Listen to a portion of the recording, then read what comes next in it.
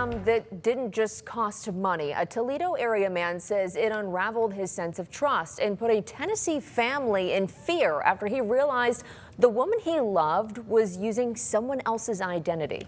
Now, what happened next was a phone call that would change their lives. Lead investigator Brian Duggar has this story. For 5 years, Jack McLaughlin talked to Michaela John nearly every day, sometimes for hours. And I'm not lying, like 6-7 hours a night, from late at night to early in the morning sometimes. They met on Facebook 15 years ago. 10 years of casual friendship turned into what Jack thought was love. We started talking. First it was messaging, then, she gave me her phone number. So I would physically talk with her on the phone, and it progressed very fast from there. But Michaela always had an excuse for why they couldn't meet in person. No video chats, medical emergencies, her sick mother, her special needs students who needed her. Red flags would be like, hey, I have time. Do you want to meet sometime? No, there was always an excuse. And always requests for money. Over 5 years, Jack sent her more than $50,000. I can pay off my house. I put myself working more to make sure she was okay, because when you look at the text and look at the stories that she would say and weave, I thought I was providing for someone who was starting to go down on their luck, and also making a relationship that we could build on. But then Jack started digging, and the digging led to a man's Instagram page, and on it, a woman who looked exactly like Michaela. Her name is Valerie Fox. She lives in Tennessee. She's married to Jason, and she's never heard of Jack McLaughlin. But Jack has hundreds of pictures of Valerie. I was just looking through his friends list. And lo and behold, I found Jason and Valerie. And I'm looking at their picture and I'm like, well, that's weird because Valerie looks just like Michaela. And that's where it all unraveled right there. He knew he had to reach Valerie Fox. I was getting desperate because I'm like, this lady's life might be in danger. Her pictures are being used in a catfish scam. God knows how many other people this person has catfished. When Jack finally connected with Jason Fox on the phone for the first time, everything fell into place. And it's a call Jason will never forget. I go, Jason, my name is Jack McLaughlin. This is my phone number. This is where I live. I want to give you everything that I have.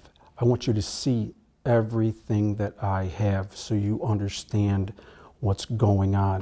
The first 3 or 4 minutes was super awkward, super weird. He was in love with my wife. The pictures of my wife for years, and he's been swindled out of $50,000. And the photos go back 22 years. They're pictures Valerie doesn't even have anymore. MySpace photos, baby pictures, senior pictures, and wedding shower photos. We were texting back and forth, and I thought, man, this guy has more pictures of my wife than I do, or pictures that I've never even seen. She's got pictures that I have not even seen and I don't even have in my possession anymore. They're pictures from MySpace. Pictures of her 4 children, including her adopted daughter, Hattie. She is kind of taking them and saying these awful things about them, saying that my daughter Hattie had spina bifida and can't walk and she's got to take her to these treatments and things like that. Even pictures of Pi, the family dog who died of cancer 3 years ago. We had to put her down several years ago, and Michaela is still using our family dog's photos for money to this day. And she's been dead several years.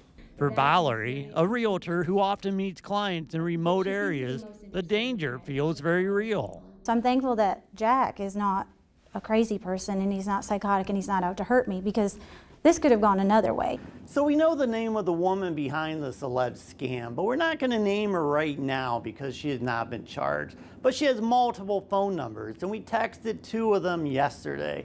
No response. So then I gave her a call, left an extended voicemail. 5 minutes later, she ended her 5-year relationship with Jack McLaughlin.